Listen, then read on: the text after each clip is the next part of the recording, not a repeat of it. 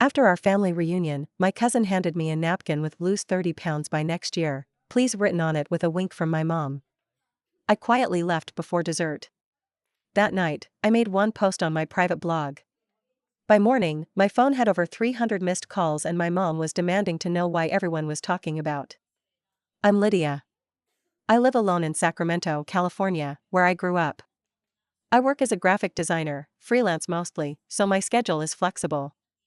That's why I was always the one to adjust for the family, holiday plans, baby showers, spontaneous birthday dinners. They called it being supportive. I now realize it was just code for Lydia will cave. My family is image conscious. My parents, Lorraine and Peter, are the type to send out yearly photo Christmas cards, matching outfits, white teeth, curated quotes. They've been retired for 5 years, and honestly, they treat their Instagram presence like a second job. My older brother, Harris, is a hotshot lawyer in LA, deeply obsessed with appearances. He talks to you like you're a client even when you're just asking him to pass the salt. And then there's Sonia, my younger sister, stay-at-home mom of 3, married to Darren, who's one of those ultra-competitive suburban dads that brags about dominating fantasy football. They have 3 daughters, all under 10, and Sonia's entire identity is wrapped in motherhood and curated home decor. I'm not like them. I don't pretend. I don't sugarcoat. I don't play along when someone's clearly spiraling just to keep the peace. I used to, years ago. But when I went through my divorce at 37, after catching my ex-husband in an affair with his coworker, something in me shifted. I started being honest. Maybe too honest for their taste. The family stopped really listening after that. I became the buzzkill. The too intense one. At first, it hurt. Then it got confusing. Now I just feel numb to it. This past December, I got a group text from my mom. It read, Maui 2025. February 3rd to 10th. Just confirming dates before I book the house. This was normal. Same house, same timing. I replied within 5 minutes, perfect, I can take that week off. Then, silence. No heart reaction. No follow-up. Nothing. 2 days later, I sent another text, did you end up booking it? Still nothing. A week passed. No one responded. Then, completely out of the blue, Sonia messaged me separately. Hey, just a heads up. Mom and Dad decided to make the Maui trip smaller this year. Just immediate family. Please don't take it the wrong way. Immediate family? I texted back. You know what I mean. She left it at that. No apology. No explanation. Just, cold. I stared at my phone for a long time. Then I called my mom. No answer. Called my dad. Straight to voicemail. Send emails. No replies. It was like I had suddenly been cut off. I was angry, sure. But more than that, I felt humiliated. Ashamed. Like I had been publicly unfriended by my own family. I cried that night. I didn't even know what exactly I was mourning, the trip? The relationship? My place in the family? Eventually, I just told myself to move on. Go to the gym. Focus on work. Stay busy. That's what people always say, right? Then February 3rd came. And I opened Instagram. There they were. My parents, Harris, Sonia, Darren, the girls. At the same beach house. Same balcony. Same sunset. Family tradition continues, the caption read. They didn't even try to hide it. That night, I poured a glass of wine and mindlessly opened my iPad. I didn't even think about it, just needed to decompress. The Photos app opened. And suddenly, thousands of new pictures began syncing. Sonia's iCloud. I had completely forgotten she'd used my iPad during a Thanksgiving visit to AirDrop.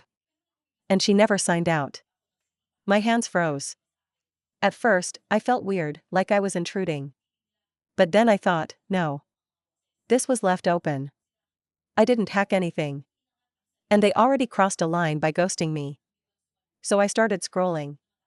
There were pictures of the kids building sandcastles. My mom in a big floppy hat. Darren grilling something shirtless. Sonia's selfies in a wrap dress. Then, videos. One was taken at night, clearly after a few drinks.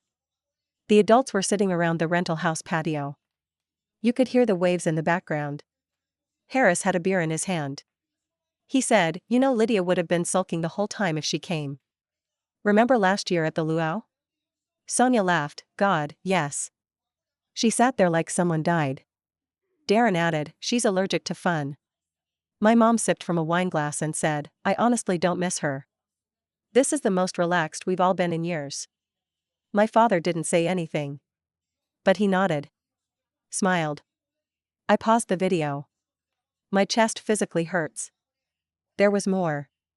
Sonia had screenshots saved in her iCloud, pictures of text convos with someone named Allison M. That name hit me like a truck. Allison is my ex-husband's new wife. And in the screenshots? My mother was texting her. Planning dinner. Laughing about old times. Even thanking her for a lovely evening. There were photos of them, my parents, my ex-husband, and Allison, at Mama's Fish House, 2 days before the family trip officially began. They had dinner. Together. Before the rest of the group arrived. They cut me out of the trip and made room for him. I felt like I couldn't breathe. I went into autopilot. Took screenshots of everything. Videos. Texts. Dates. Locations. Saved them into a folder. Then I opened another tab. Booked a one-way flight to Maui. Departing the next morning. I wasn't sure what I'd do once I got there. I didn't want to confront them in person. I didn't want a scene. But I knew I couldn't let this go. They needed to know that I knew. So I landed in Maui the next afternoon, completely alone, still in disbelief that I was even doing this. I wasn't dressed for vacation, just jeans, a wrinkled linen blouse, and sneakers. But the moment I stepped off the plane and felt that warm, familiar Pacific breeze hit my face, I almost collapsed with the weight of everything. The last time I'd felt that air, I was surrounded by people I believed loved me. I rented a small room in a quiet hotel in Wailea, not far from Kihei where they were staying. I didn't go to the beach. I didn't drink Mai Tais or swim in the pool. I wasn't there to sightsee. I spent that first night alone in the room, with the curtains drawn, reviewing everything again, every screenshot, every photo, every cruel laugh I could freeze in time. Around 10 p.m., I created a shared Google Drive folder. I uploaded it all. Named it, since I wasn't invited.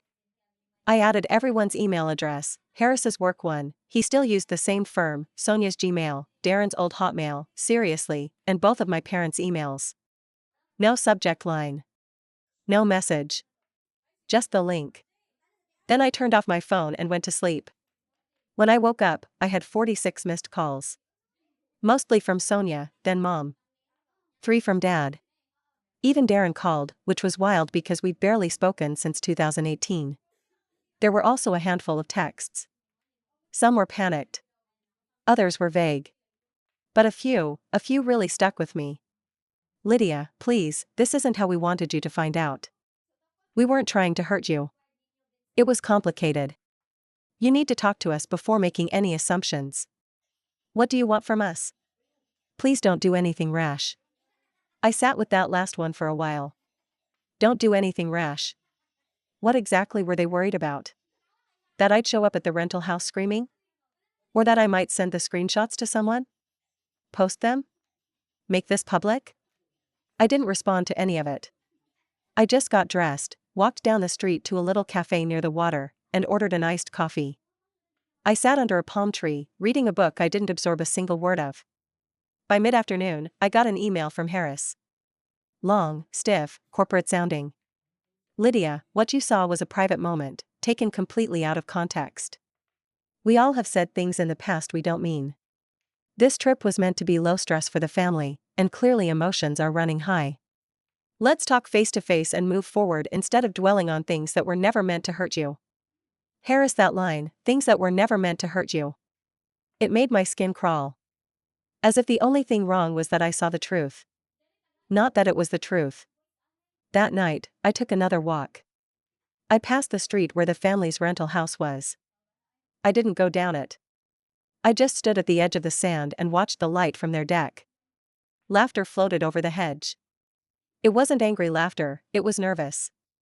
Uneasy. They were shaken. Good.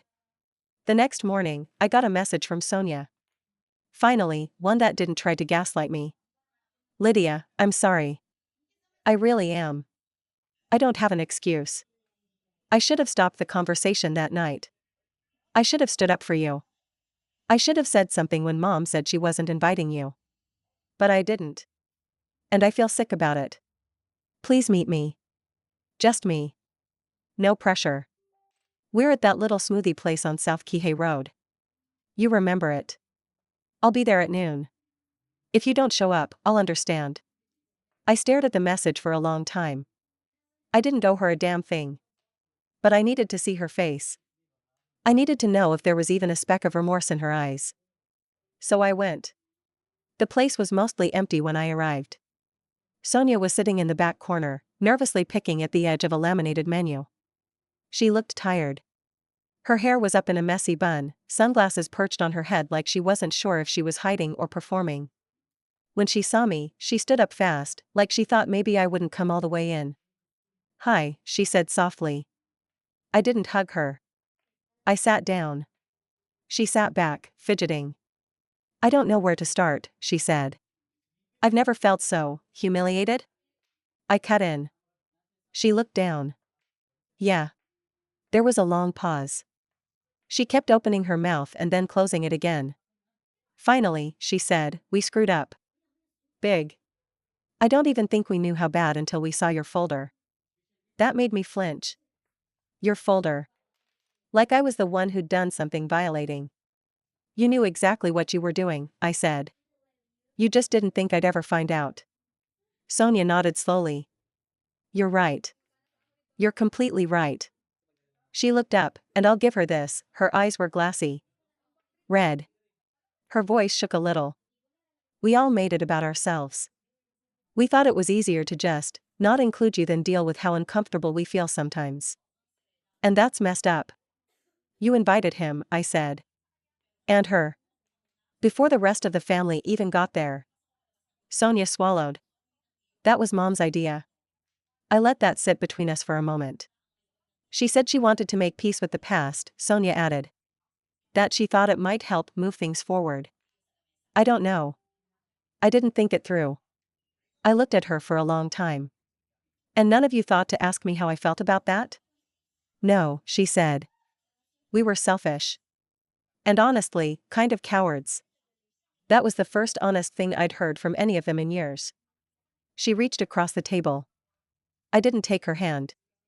Lydia, I don't expect you to forgive us. I really don't. But I'm asking you, please don't blow this up. Don't post the stuff. The girls, my girls, don't understand. They love you. I stared at her. There it was. The real concern. This wasn't about hurting me. It was about damage control. About consequences. And they didn't like the idea of consequences. I didn't respond right away. I just sat there, my iced smoothie untouched, condensation pooling on the tabletop. The weight of her words, or maybe the intention behind them, settled in like wet cement in my chest. They were afraid. Not of me, not really. But of what it would look like if the people around them knew. Their neighbors. Their friends. Their Instagram followers. The curated life they'd all worked so hard to polish, chipped away by a folder of screenshots. I never wanted to blow anything up, I said finally, my voice lower than I expected. I just wanted the truth to count for something. Sonia's eyes filled again. It does. I promise, it does. I gave a short, bitter laugh. Does it? Or does it only count now that I have proof? Now that I might embarrass you? I don't know, she said honestly. Maybe both. I think, we've all been so busy pretending everything is fine, we don't know how to sit with something that isn't. That hit harder than I expected. Pretending was second nature in our family. From the time we were little, everything was about saving face. Not causing a scene. Not making people uncomfortable. When my dad lost his job for 6 months when I was 10, no one told us kids. We still smiled for Christmas photos, dressed like we were going to church, even though we couldn't afford heat in January. The smiles were everything. Truth was always secondary. After my divorce, I stopped pretending. And I think they all hated me for it. I didn't say any of that to Sonia.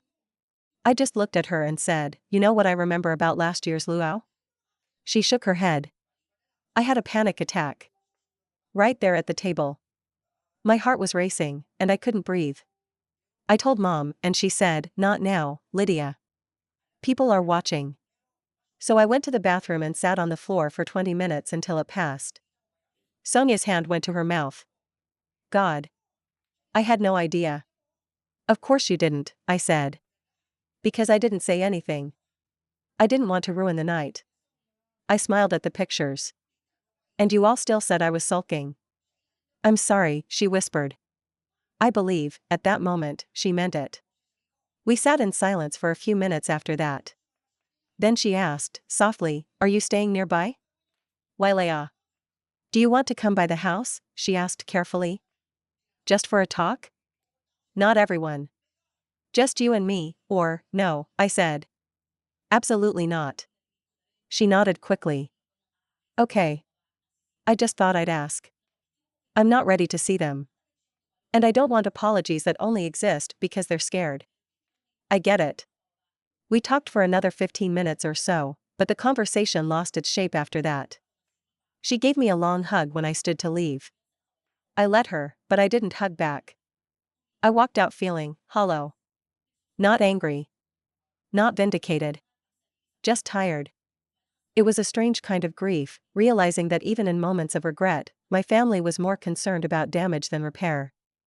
Over the next few days, I didn't hear from anyone else directly. But I saw signs. My mom updated her Facebook profile picture. Just her, no family in it. A subtle change, but deliberate. Her caption suddenly took on a slightly somber tone. Grateful for growth. Life teaches us every day. That kind of thing. Harris went radio silent on social media altogether, which was rare for him. He's the type to post morning jog stats and coffee selfies with the caption, start strong, finish stronger. My dad texted once. Just, can we talk? Just us. I didn't reply. Darren didn't reach out, of course. I doubt he had anything to say even if he wanted to. He was just the cheerleader to all of this, always on the sidelines, chanting whatever kept the illusion alive. I stayed in Maui for 4 days.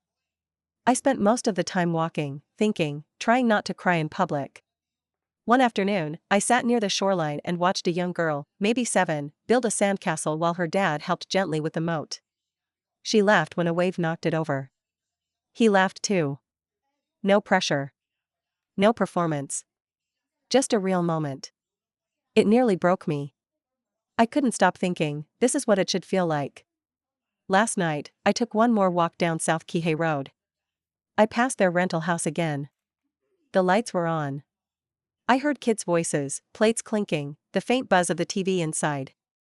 I stood there for a long while, far enough to not be noticed, but close enough to see the shadows moving behind the curtains. For a moment, it felt like watching a play. One I was never cast in. And I thought, let them perform. I turned away and headed back toward the hotel. There were no dramatic confrontations. No tearful pleas at the airport. No one came running after me. The story didn't wrap itself up neatly. It didn't have to. Because I finally understood something. I had spent so many years twisting myself into knots trying to belong to a family that didn't really see me. They loved the idea of me, the version who smiled on cue, who never spoke too loud, who never challenged their narrative. But the moment I became a real person with grief, with anger, with scars I couldn't hide, they decided I didn't fit anymore. So they edited me out. And for once, I stopped trying to edit myself back in. When I landed back in Portland, I stepped off the plane and felt an odd stillness settle over me. Like a door had quietly shut somewhere behind me, and I didn't want to open it again. The next morning, I did what I'd been debating for weeks. I made a copy of the folder, every screenshot, every iCloud photo, the video of my mother laughing while my journal was read aloud, and dropped it into a new email. The recipients? Just one. Melanie. Melanie is Adrian's wife. We'd met a few times at larger family gatherings and holiday cookouts. She always struck me as quiet, the kind of woman who folded napkins into triangles and brought dessert with the label still secretly taped on the bottom of the pan. Nice. Sweet. A little distant. The way I'd been too, once. She didn't know me well. But I knew she deserved the truth. I wrote a short, respectful email. Hi Melanie, I debated for a long time whether or not to send this, but I think you deserve to know. I'm not doing this to hurt you, I've been hurt enough myself to know how cruel that can be. But I believe in giving people all the facts, especially when they've been deliberately kept from you. I've attached files that include photos, videos, and timestamps from a recent family trip I was excluded from. I think you'll recognize the people in them. Take care of yourself. Lydia. I stared at it for 10 minutes before clicking send. I didn't feel triumphant. Just steady. An hour later, the red receipt came in. I didn't hear from her that day. But 3 days later, I got a message from a number I didn't recognize. Just one line. Thank you for telling me. I deserved to know. Melanie, that was it. 2 weeks later, Mallory posted a cryptic quote to Instagram, some lessons come wrapped in fire. Then she went quiet online. A few days after that, Sonia texted me, did you send something to Adrian's wife? I didn't respond. I didn't need to. That silence that followed told me everything I needed to know. Later I'd learned through a mutual friend that Melanie took the kids and went to stay with her sister in Spokane. Adrian's profile photo disappeared shortly after. His page is now locked, his previous public bravado erased. I didn't post anything. I didn't gloat. I didn't need to. The truth did its own quiet work. And that was the beauty of it. I didn't need a grand speech. I didn't need to burn bridges or air dirty laundry online. I didn't need to scream or throw plates. I just held up the mirror and let them see themselves. For once, they couldn't look away. Nora hasn't contacted me again. Neither has Margot. My parents sent one more round of holiday cards, and signed. As if to say, we're still pretending, just in case you're done being difficult. I never replied. Revenge didn't come in the form of drama or retribution. It came through honesty. Through choosing dignity when they offered me humiliation. Through refusing to be quiet, but also refusing to be cruel. And in the months that followed, I built something better. I reconnected with old college friends, went on a solo trip to Ireland, where no one read my journal out loud, and joined a creative writing group. I started laughing again, real laughter, not the kind you fake at someone else's expense. And most importantly, I stopped apologizing for being me. The bad vibes were never mine to carry. They were projections, reflections of a family too afraid to face their own darkness. So they made me the problem. Until I made myself the solution.